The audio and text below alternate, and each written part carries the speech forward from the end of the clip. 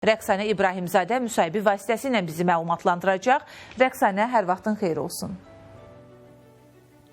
Hər vaxtınız xeyir olsun Çinarə. Bəli, əvvəllər əlilliyi olan şəxslərin reabilitasiya prosesi dövlət gəlirləri hesabına aparılırdı, təşkil olunurdu. Amma indiki məqamda həm reabilitasiya xərcləri, eyni zamanda həmin vasitələrlə insanların təmin olunması prosesi dövlət icbari şəxsi sığorta hesabına qarşılanacaq və bu addımın atılmasını zəruri edən səbəblər nələr idi və daha təfərrüatlı informasiyanı qonağım Əmək və Əhalinin Sosial Müdafiəsi Nazirliyinin sektor müdürü Günay Hüseynovadan informasiyalar əldə edəcəyik. Xoş gördük. Buyurun təfərrüatları sizdən eşitək. Xoş gördük səmınızı.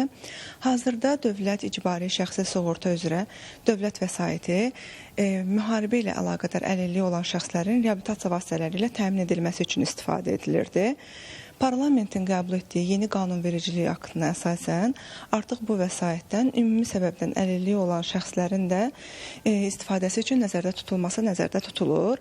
Belə ki, ümumi səbəbdən əlilliyi olan şəxslər reabilitasiya vasitələri ilə dövlət büdcəsi ilə yanaşı dövlət icbari şəxsi sığorta üzrə deməli toplanan vəsait hesabına da təmin olunacaqdır. Bu qanunvericilik aktının hazırlanmasında əsas səbəb ondan ibarət idi ki, Əmək və Əhalinin Sosial Müdafiəsi Nazirliyi Ümumdünya Səhiyyə Təşkilatı ilə birgə əməkdaşlıq çərçivəsində reabilitasiya vasitələrinin siyahısını artırdı.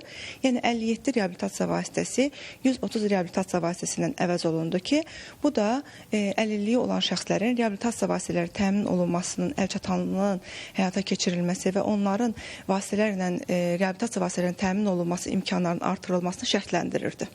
Təşəkkür edirəm informasiyaları bizlə paylaşdığınız üçün və elə aydın oldu ki, reabilitasiya vasitələrinin sayı artırılıb, 57-dən 130-a dək artırılıb və təbii ki, elə burada da əsas məqamlardan biri əlilliyi olan şəxslərin reabilitasiya vasitələri ilə və bu proseslə, tibbi baxımdan bu prosesin təmin olunmasının daha da asanlaşdırılması idi ki, elə bu istiqamətdə də addım atılıb və dövlət gəlirləri ilə yanaşı indiki məqamda elə dövlət icbari şəxsi sığorta hesabına da məhz bu prosesin qarşılanması nəzərdə tutulur irəliyən dövrdə. Çatdıra biləcəklərimiz bu qədərdir. Söz yenidən sizdədir.